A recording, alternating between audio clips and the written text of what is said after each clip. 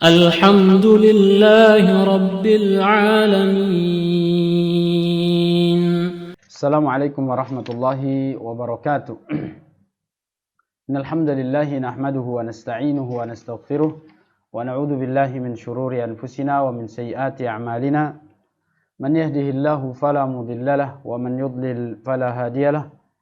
أشهد أن لا إله إلا الله وحده لا شريك له وأشهد أن محمدا عبده ورسوله وصحبه وسلم. Alhamdulillah, segala puji hanya milik Allah.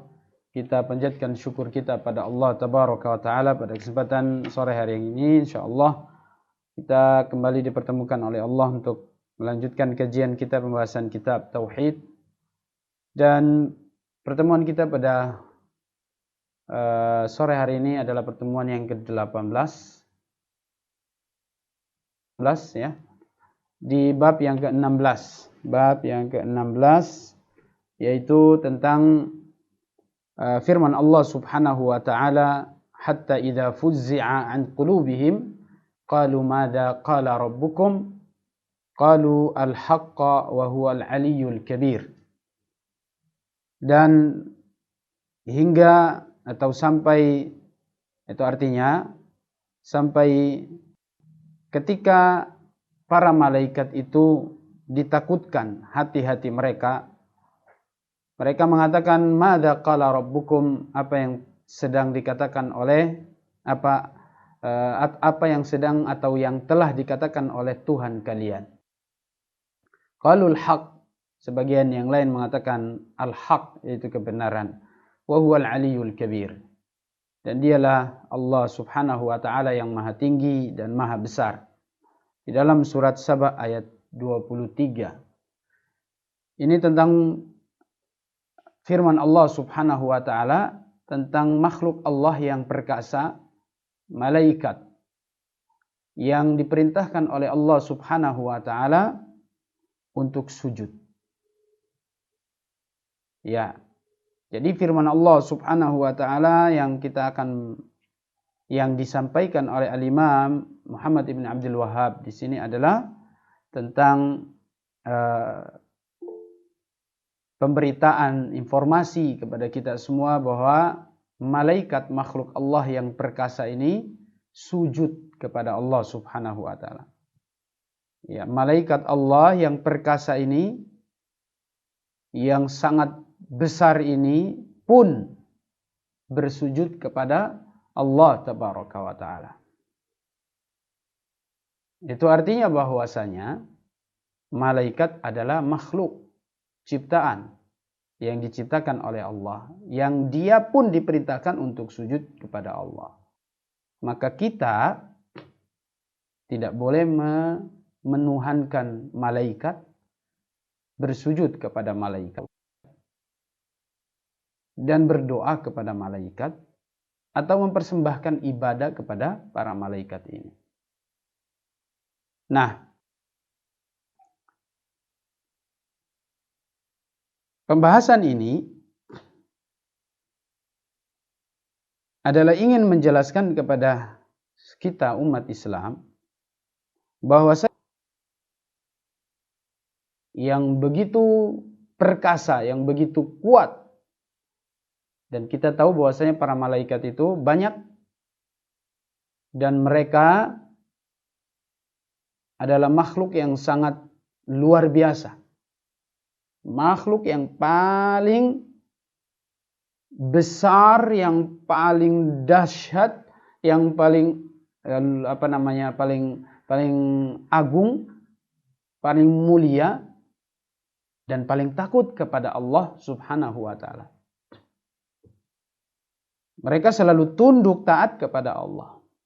Walaupun mereka makhluk yang paling besar, tapi mereka tidak pernah membangkang keras kepala kepada Allah. Dari seluruh makhluk ciptaan Allah, yang paling besar ya makhluk malaikat ini. Ya, disebutkan bahwasanya malaikat Jibril itu memiliki sayap 600 janah, 600 sayap. Ya. dari sayap satu ke sayap yang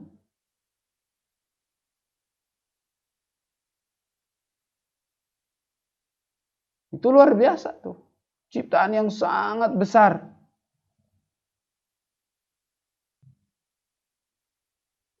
Makhluk Allah yang paling besar sudah tidak ada yang lain kecuali malaikat. Ini maksudnya makhluk yang beribadah kepada Allah ya, maksud kami ya. Ya, dari jin, manusia. Mereka semua ini yang paling besar adalah para malaikat. Kalau disebutkan tentang malaikat pemikul arsy Ar-Rahman itu, pemikul arsy Allah Subhanahu wa taala, itu ciptaannya juga luar biasa. Disebutkan bahwasanya telinga daun atau daging daun telinganya ini, ya, daging daun telinganya nih yang paling bawah yang biasa dipasang anting oleh para wanita, dari situ ditarik ke bawah sampai bahu itu perjalanan sampai seperti sab'umi'ati am. 700 tahun. Ya, 700 tahun perjalanan dari telinga sini ke bahu baru sampai. Belum lagi dari kepala ke bahu. Ya, kan kita tidak tahu bagaimana bentuk ciptaan malaikat ini. Ya. Rupanya seperti apa, hakikatnya seperti apa kita nggak tahu. Gimana kalau dari atas, mulai dari kepalanya sampai ke kakinya. Itu luar biasa. Makhluk yang sudah tidak ada tandingannya itu pun, yang luar biasa perkasa, kuat, tetap sujudnya kepada Allah Subhanahu wa taala. Di saat yang sama, seperkasanya malaikat yang Allah ciptakan itu, kita pun tidak boleh takut dan sujud kepada malaikat. Kita pun tidak boleh sujud dan takut beribadah kepada malaikat. Karena disuruh untuk beribadah kepada Allah Subhanahu wa taala. Ya.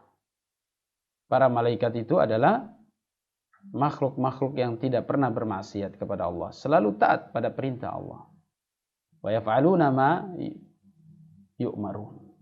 La ya'sunallaha ma amarahum wa yaf'aluna ma yu'marun. Mereka selalu tunduk taat kepada perintah Allah.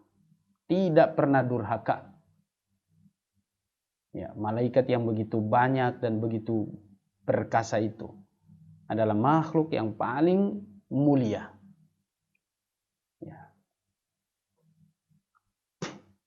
Dalam surat Saba ayat 23 ini, Allah Subhanahu wa taala mengatakan, ya, hatta idza fuzzi'a an qulubihim qalu madza qala rabbukum. Sehingga apabila telah dihilangkan rasa takut dari hati mereka, yaitu dari malaikat, dari hati mereka, yaitu hatinya para malaikat, rasa takutnya dihilangkan. Mereka pun benar-benar takut, bertanya, apakah yang telah difirmankan oleh Tuhanmu? Ya, sesama mereka nih ya. Mereka menjawab, perkataan yang benar.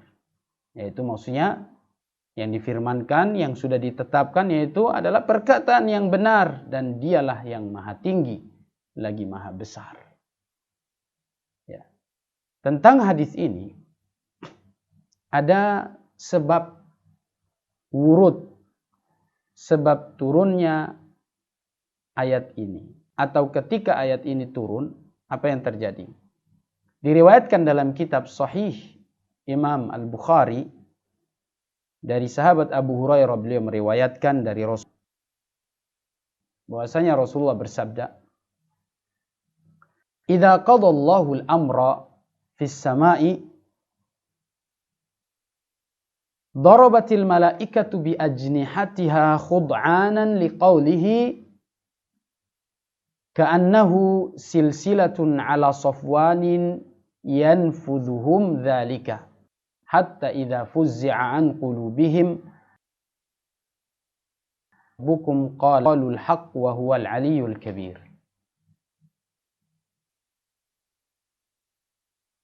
Yang artinya, apabila Allah menetapkan suatu perintah di atas langit, ya, idza qadallahu al-amra fis sama, ya, di langit ini, apabila Allah menetapkan suatu perintah di atas langit, para malaikat mengibas-ngibaskan sayapnya karena patuh akan perintahnya. Seolah-olah firman yang didengarnya itu bagaikan gemerincing rantai besi yang ditarik. Gemerincingnya rantai besi cengger gitu ya, jering gitu bunyi besi di atas batu rata, ya, di atas batu rata ala Sofwan. Hal ini memekakkan mereka, ya, memekakkan mereka, yaitu membuat mereka takut sehingga jatuh pingsan karena ketakutan. Sehingga apabila telah dihilangkan rasa takut dari hati-hati mereka, mereka berkata, apakah yang telah difirmankan oleh Tuhanmu? Mereka menjawab perkataan yang benar. Ketika itulah, dan dialah yang maha tinggi lagi maha. Ya. Ketika itulah fayasma'uha mustariqus sama'. Ketika itulah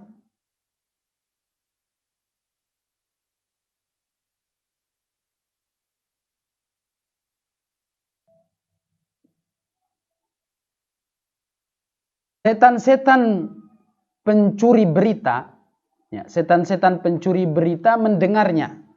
Fayasma'uha mustariqus sama'. Atau mustariqus sam' afwan. Wa mustariqus sam'i hakada ba'duhu fawqa ba'd. Dan para pencuri berita itu sebagian di atas sebagian yang lain. Mereka bertumpuk-tumpuk, ya, bersusun-susun. Para pencuri berita ini, setan-setan maksudnya. Mereka pengen tahu berita dari langit, dari Allah Subhanahu wa Ta'ala, sehingga mereka, para setan-setan ini bersusun-susun sampai ke langit. Sufyan bin Uyainah mengabarkan dengan telapak tangannya dengan direnggangkan dan dibuka, ya, direnggangkan dan dibuka jari jemarinya. Ketika mereka berita, yaitu para pencuri berita ini, yaitu setan, mendengar berita itu, disampaikanlah kepada yang ada di bawahnya. Faharrafaha wa baddala baina asabihi fayasma'ul kalima fayulqiha ila man tahtah. Ini para pencuri berita ini, mereka membawa berita tersebut lalu dia memberitakannya kepada orang yang ada di bawahnya, yaitu di bumi maksudnya, manusia. Dan seterusnya. Tsumma yulqiha al-akhar ila man tahtah. Ya. Hatta yulqiha ala lisanis sahir awil kahin. Ya, satu dengan yang lainnya saling menyampaikan berita sampai turun ke bumi. Sampai ke tukang sihir dan tukang ramal. Hatta yulqiha ala lisanis sahir awil kahin. Farubbama adrakahu syihabu. Ya.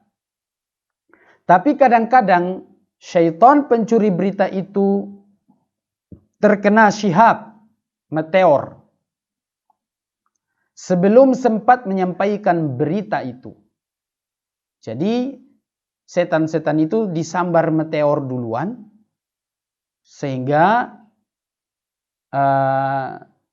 dia tidak sempat untuk menyampaikan berita itu.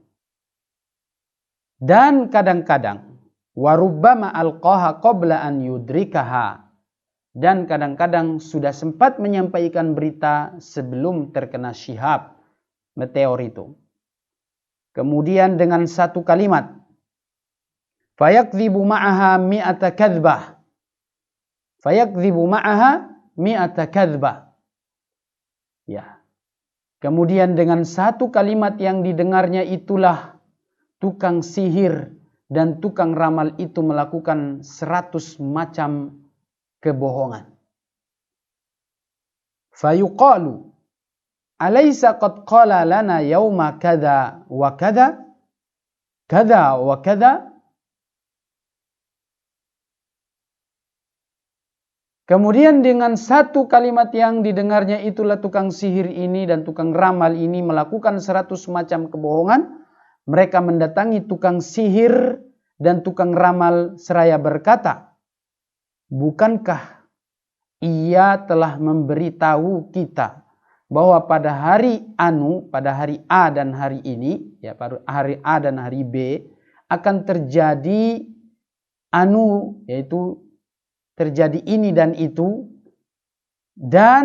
terjadi benar.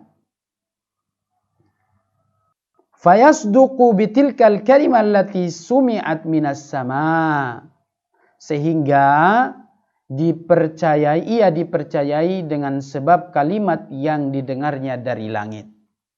Ya, inilah para setan yang mengambil berita dari langit dan dia membuat berita palsu. Dia rubah berita tersebut yang dari langit seperti apa, tapi dia rubah. Sehingga kemudian mulailah manusia diperdaya. Dia mengajak manusia untuk menyembah kepadanya, yaitu kepada syaitan. Dan ini adalah tipuan, kebohongan, kedustaan yang dibuat oleh syaitan. Ya. Dan ini bisa jadi kepada agama-agama yang mengajak untuk menyembah makhluk-makhluk Allah Subhanahu wa taala. Mereka semua ini sedang diganggu, sedang digoda, sedang dikelabui oleh syaitan. Ya. Dikelabui, disesatkan oleh syaitan. Seperti sebagian orang mengaku menerima wahyu dan macam-macam. Ini tidak lain dan tidak bukan. Mereka ini telah diperdaya oleh syaitan. Sebagian mereka mengatakan bahwa mereka dapat wahyu. Dan ini syaitan yang ajak mereka, yang menyampaikan kepada mereka. Bahkan bukan cuman mengaku nabi juga. Ada yang mengatakan dapat wahyu dari wangsit dari langit, katanya Rasulullah datang menyampaikan wahyu kepadanya, menyampaikan hadis kepadanya. Ada yang bilang dapatnya di mimpi dan sebagainya. Nah, ini semuanya adalah upaya syaitan untuk menyesatkan dan menjerumuskan manusia ke dalam kebinasaan. Dalam kebinasaan. Dalam kesesatan. Nah, hadis yang mulia ini sedang menjelaskan kepada kita bahwasanya Allah Subhanahu wa taala menurunkan wahyu. Sebelum menurunkan wahyu, Allah Subhanahu wa taala memerintahkan kepada para malaikat. Ya, memerintahkan kepada para malaikat, menyampaikan kepada para malaikat berita itu. Wahyu itu disampaikan kepada para malaikat.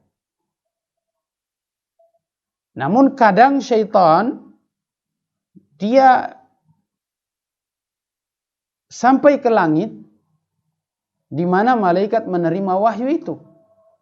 Di Baitul Ma'mur, tempat di langit sana, di antaranya di tempat di atas langit ketujuh, di arsy-Nya Rahman, di situ banyak para malaikat, ada juga yang bertugas untuk mengangkat arsy, memegang arsy, ada yang kegiatannya ibadah, melakukan ketaatan kepada Allah Subhanahu wa taala. Mereka siap menunggu wahyu yang datang dari Allah Subhanahu wa taala. Ya.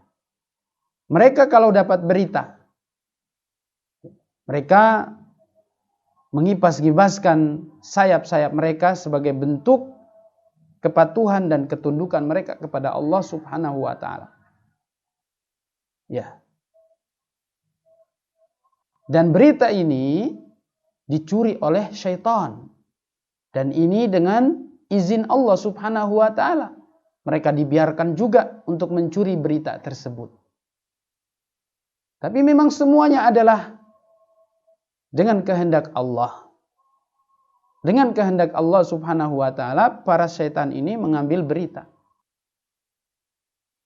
Ketika dia turun membawa berita tersebut, ada yang sebagian sebelum datang sampai ke bumi, dia sudah disambar petir. Sehingga tidak sampailah berita itu. Dia sudah hancur di sisa syaitan ini. Lalu kemudian ada sebagian juga lolos, selamat. Ya. Dia sampai ke bumi membawa berita. Dan berita ini telah dirubah. Tidak seperti yang datang dari Allah Subhanahu wa taala. Ya, tidak seperti yang datang dari Allah Subhanahu wa taala. Dan ini hadis yang disampaikan oleh Rasul sallallahu alaihi wasallam. Jadi tentang pemberitaan kejadian yang ada di langit sana. Kejadian yang ada di langit sana. Nah, hadis ini dilanjutkan dengan hadis berikutnya tentang bagaimana kondisi para malaikat yang ketika mereka mendapatkan perintah dari Allah Subhanahu wa taala. Kita sambungkan lagi dengan hadis berikutnya karena bab ini sedang berbicara menjelaskan kepada kita tentang bagaimana para malaikat makhluk yang perkasa itu pun tetap tunduk kepada Allah Subhanahu wa taala. Di sini ada catatan kaki disebutkan menjelaskan bahwasanya ada bukti lain yang menunjukkan kebatilan syirik dan hanya Allah yang berhak dengan segala macam ibadah. Ya, dengan segala macam ibadah hanya Allah yang berhak untuk diibadahi. Karena apabila para malaikat sebagai makhluk yang sangat perkasa dan paling kuat bersujud di hadapan Allah yang maha tinggi dan maha besar ketika mendengar firman-Nya, maka tidak ada yang berhak dengan ibadah-ibadah tersebut, puja dan puji, ya. Apapun bentuk ibadahnya tidak boleh tujukan kepada selain Allah, Ya, semua ini hanya untuk Allah Subhanahu wa taala.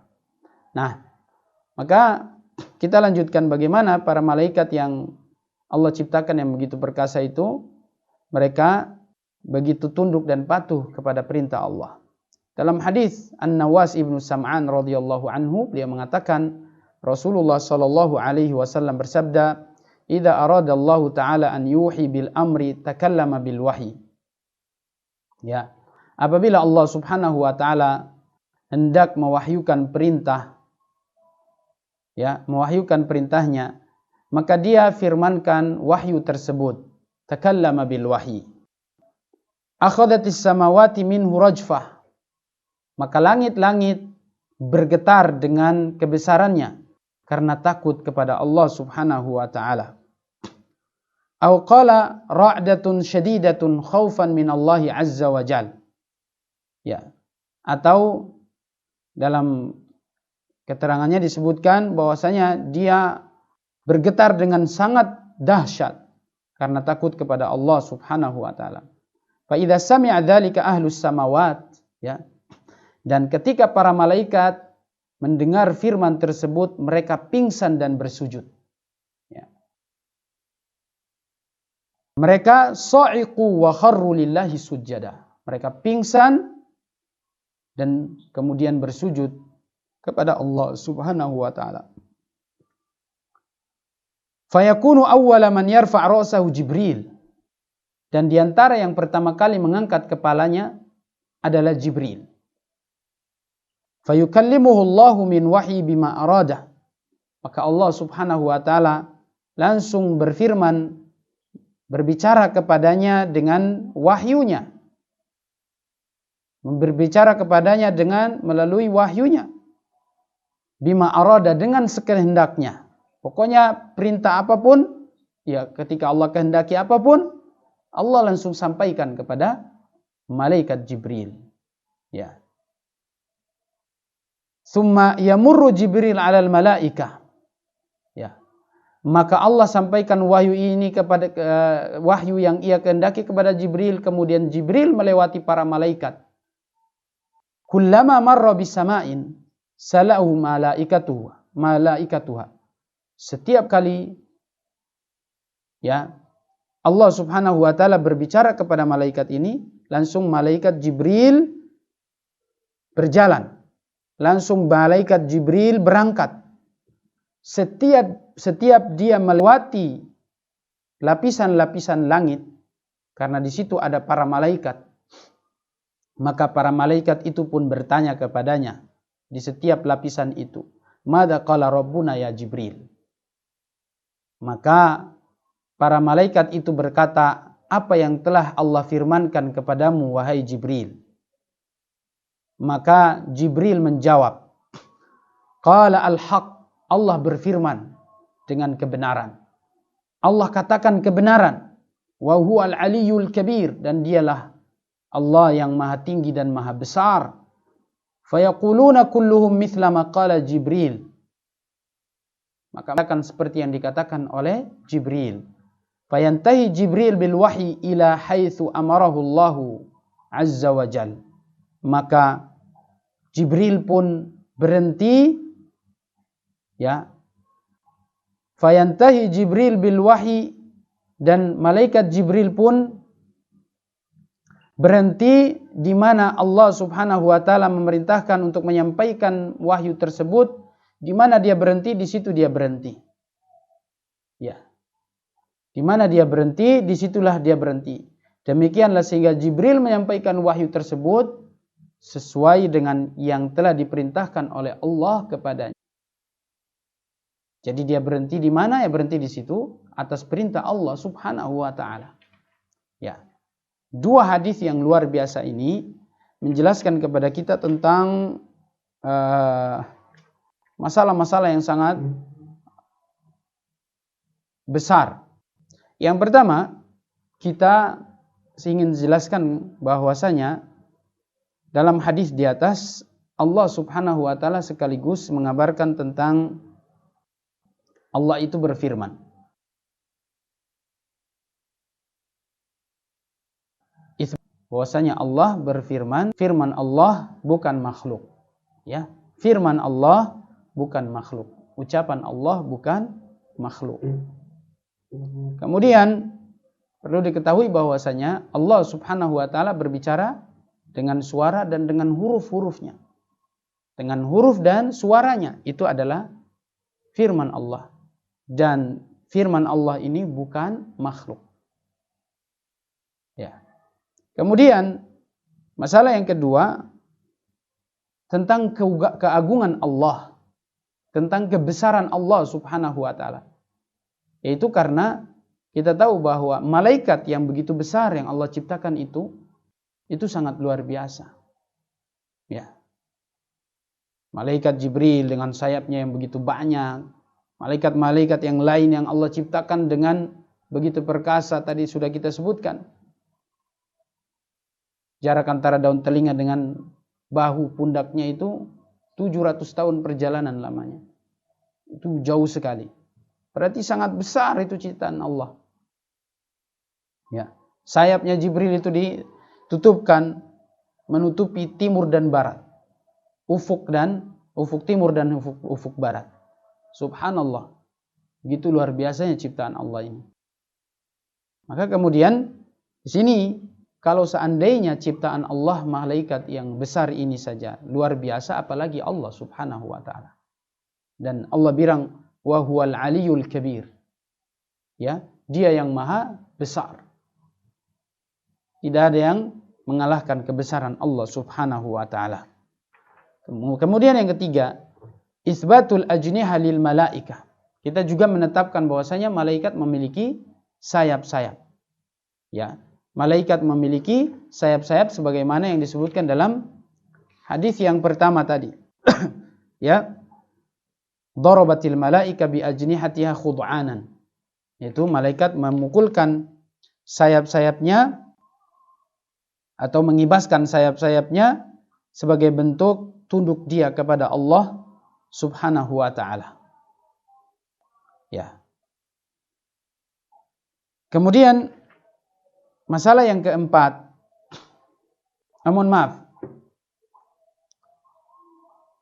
kita ini tidak pernah tahu bagaimana, saya ingin sampaikan bahwasanya sayapnya malaikat itu seperti apa. Tapi kita imani. Mungkin kita lihat burung, kita tahu sayap burung seperti apa. Maka paling tidak kita tahu sayap digunakan untuk terbang. Tapi kita tidak boleh menyerupakan sayap malaikat dengan sayap burung. Atau sama dengan sayapnya pesawat. Nggak bisa. Dan kita tidak tahu sayapnya malaikat itu yang saking banyaknya.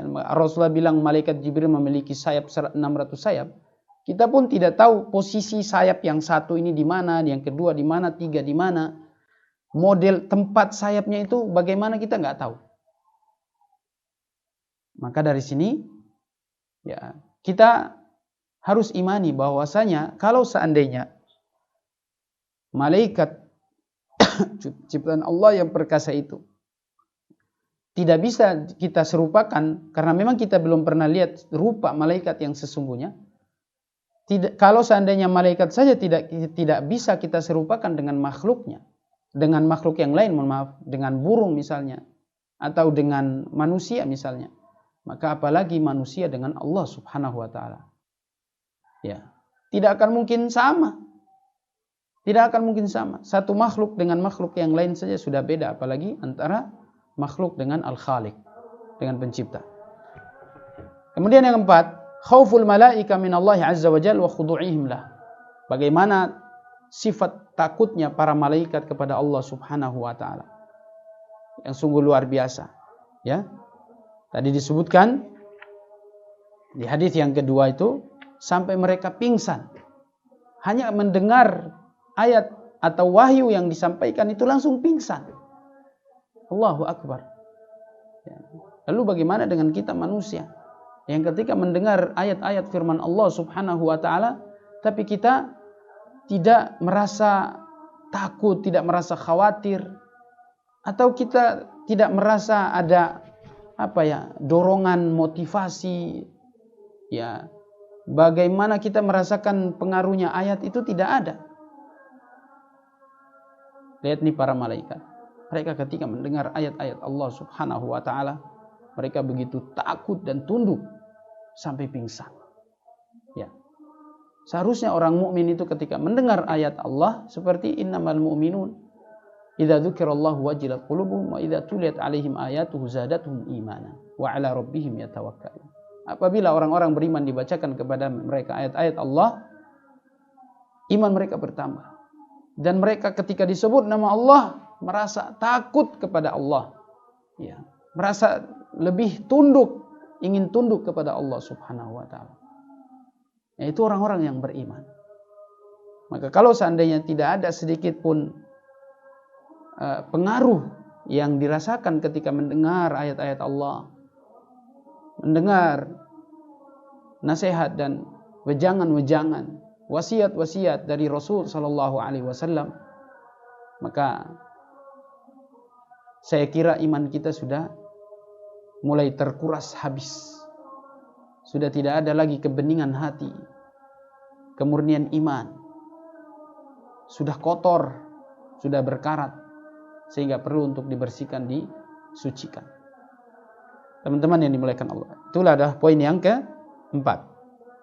Poin yang kelima yang perlu kita sampaikan bahwasanya annal malaika yatakallamuna wa ya'qilun. Para malaikat pun berbicara. Itu artinya mereka makhluk. Ya. Wa ya'qilun. Dan mereka juga berakal. Ya, mereka juga berakal. Dan akal itu tempatnya adalah di hati.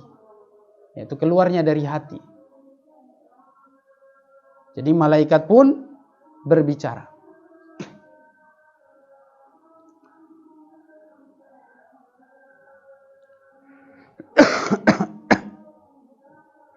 Kemudian yang keenam, annahu la yasduru 'anillahi illal haq. Bahwasanya apa yang datang dari Allah itu pasti kebenaran. Tidak ada yang keluar dari Allah kecuali al-haq. Apapun yang Allah ucapkan, apapun yang Allah firmankan itu pasti kebenaran.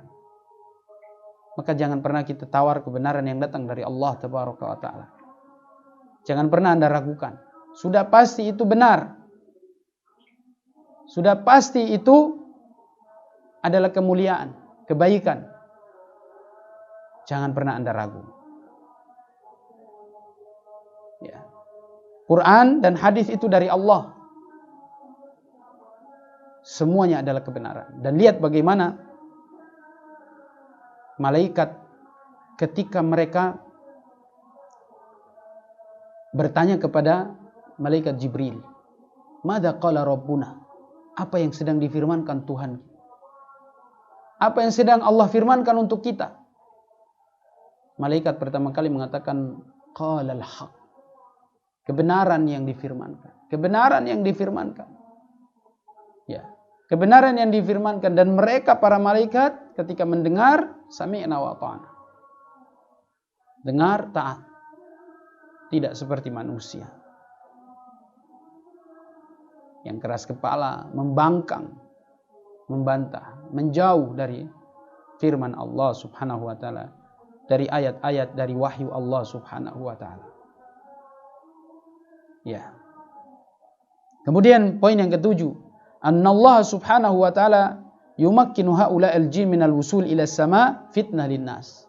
Kata Syekh Al-Utsaimin, bahwasanya Allah subhanahu wa ta'ala memungkinkan dan memudahkan jin itu untuk datang ke langit sana, ini sebagai ujian bagi manusia. Wa hiya ma yalqawnahu 'alal kuhan.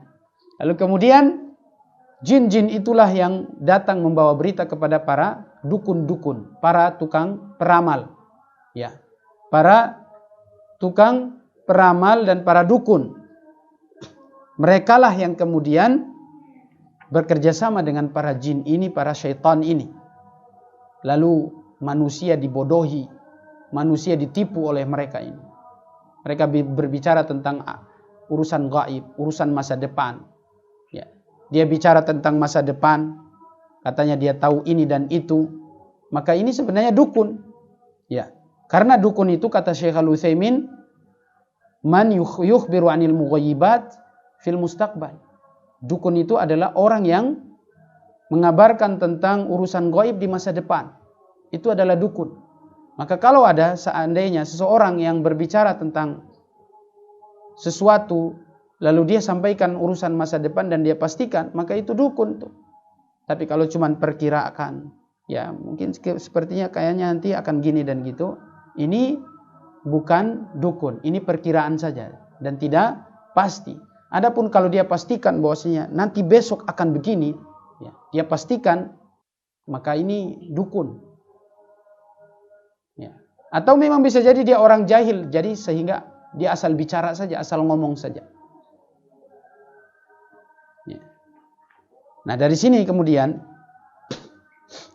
ya, kata Syekh Al-Utsaimin bahwasanya mereka dibebaskan, dibiarkan oleh Allah Subhanahu wa taala sebagai ujian bagi manusia. Sebagai tantangan bagi mereka. Agar kita tahu bahwasanya para dukun kalau sudah bicara tentang urusan gaib, ada gini, itu sudah pasti dari syaitan. Syaitan sudah mulai sudah rubah-rubah. Ya. Dan sudah kita sebutkan kemarin pertemuan sebelumnya tentang khutbah tentang ceramahnya setan di akhirat sana. Dia mengatakan tentang inni akafartu bima asyraktumuni min qabl, saya kafir, saya kufuri, saya ingkari apa yang kalian lakukan, yang telah kalian syirikkan aku dengan Allah Subhanahu wa taala. Ya, dia sudah berlepas diri. Dia tolak kita. Ya. Wa yauma yakfuruna bisyirkikum. Dan pada hari itu mereka mengingkari kesyirikan-kesyirikan yang kalian lakukan, yang kalian sembah mereka dengan kalian persekutukan setan-setan dengan Allah Subhanahu wa taala. Mereka sendiri ingkari. Maka jangan pernah kita menjadi hambanya syaitan. Yang kedelapan, bagaimana jumlahnya jin yang begitu banyak. Ya, sehingga tadi disebutkan itu mereka dari bawah sampai ke langit itu mereka berlapis-lapis sampai ke langit. Jadi dari atas dia sampai turun ke bawah, dari bawah sampai ke atas. Jadi kabar dia dari atas itu turun ke bawah.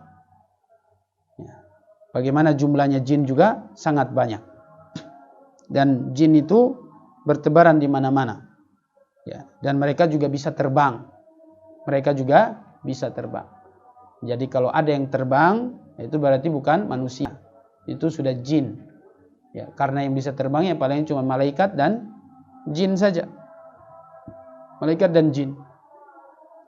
Nah, kalau dia bukan malaikat, ya sudah pasti bukan malaikat. Karena malaikat tidak mungkin menampakkan dirinya yang sesungguhnya. Ya. Kalau enggak ya dia palingan syaitan, jin. Ya, jin yang kafir kepada Allah Subhanahu wa taala. Enggak ada manusia yang bisa terbang. Kemudian poin yang ke-9, annal kuhan min akdzabin nas.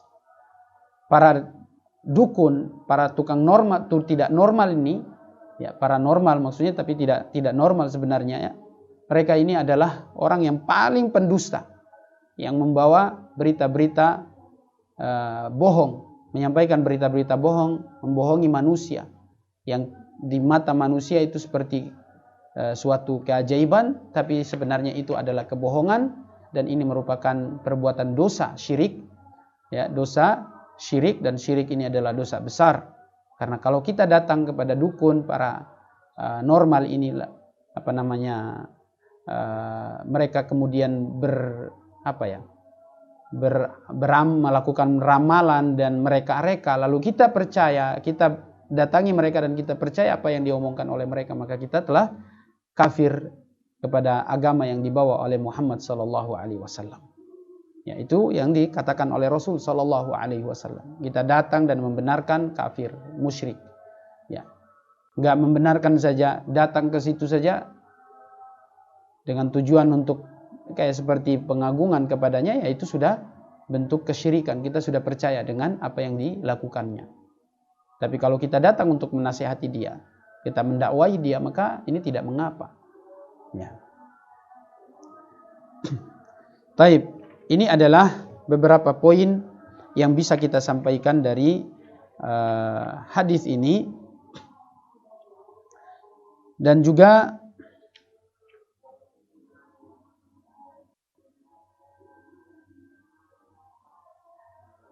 kita perlu sedikit tekankan tentang hadis yang kedua. Di situ Allah Subhanahu wa taala atau Rasulullah sallallahu alaihi wasallam mengatakan, idza aradallah, apabila Allah menghendaki, ya, idza aradallahu an yuhi bil amr, apabila Allah menghendaki sesuatu, di situ Allah tetapkan tentang kehendak Allah. Dan kehendak Allah itu ada dua, kehendak yang syar'i dan kehendak kauni. Kehendak yang syar'i itu adalah kehendak yang dicintai Allah Subhanahu wa taala walaupun belum tentu terjadi. Sementara kehendak kauni atau qadari itu adalah kehendak yang sudah pasti terjadi walaupun belum tentu dicintai oleh Allah Subhanahu wa taala. Ya, itu adalah kehendak kauni dan kehendak qadari. Kehendak syar'i dan kehendak kauni atau qadari. Dan kedua-duanya ini adalah kehendak Allah Subhanahu wa taala. Kehendak syar'i ini adalah seperti misalnya Allah menghendaki semua orang untuk beriman. Allah menghendaki semua orang untuk sholat, tapi ternyata hal ini tidak terjadi. Tidak semua orang beribadah, tidak semua orang sholat, tidak semua orang beriman. Maka disinilah yang disebut dengan kehendak syariah. Allah cintai tapi belum tentu terjadi. Sementara kebalikan dari itu, kehendak kauni, ya, sesuatunya itu terjadi, pasti terjadi, Namun walaupun tentunya belum tentu dicintai oleh Allah Subhanahu wa taala, atau bahkan sesuatu yang dibenci oleh Allah Subhanahu wa taala, yaitu seperti misalnya kekufuran, kesyirikan, orang jauh dari Allah Subhanahu wa taala, adanya para peramal, adanya para dukun. Ini sesuatu yang dibenci oleh Allah Subhanahu wa taala, tapi itu terjadi, ya sudah terjadi itu. Walaupun tentunya Allah tidak kehendaki. Nah, jadi ini adalah semuanya kehendak Allah Subhanahu wa taala. Nah, untuk menanggapi kehendak Allah yang kauni ini, ya, kita harus sadar bahwasanya itu adalah kehendak Allah. Itu sudah ditetapkan oleh Allah. Itu harus kita imani. Kenapa harus itu terjadi padahal itu tidak dicintai oleh Allah Subhanahu wa taala? Maka jawabannya adalah sebagai bentuk ujian kepada kita semuanya. Sebagai bentuk ujian kepada kita semuanya. Apakah kita bersabar menghadapi ujian seperti itu? Apakah kita kuat menghadapi ujian seperti itu? Karena dunia ini, hidup di dunia ini adalah penuh dengan ujian. Mau ibadah ujian, meninggalkan maksiat ujian, untuk tidak ikut kepada dukun para tukang tidak normal ini adalah ujian. Bersabar tidak? Ya, semua ini adalah ujian. Allah Subhanahu wa taala ingin melihat siapa di antara kita yang lurus imannya dan tidak. Siapa yang di antara kita yang taat kepada Allah atau tidak. Ya. Dari situlah kemudian nanti ada balasan besar bagi orang-orang yang beriman, yang taat kepada Allah Subhanahu wa taala dan kufur kepada selain Allah Subhanahu wa taala. Ya. Tolak semua penyembahan-penyembahan kepada selain Allah, kepada iblis, kepada syaitan, kepada dukun, kepada makhluk-makhluk yang tidak berhak untuk disembah. Nah, maka dari sinilah kemudian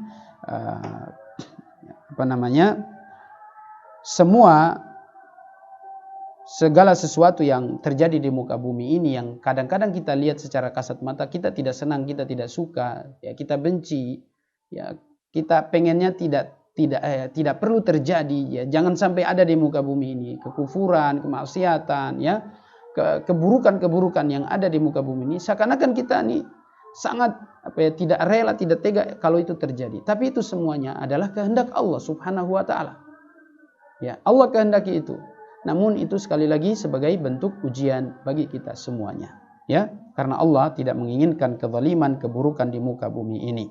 Ya, tidak menginginkan keburukan di muka bumi ini. Allah tidak menginginkan kezaliman di muka bumi ini. Wa ma Allahu yuridu zulman lil alamin.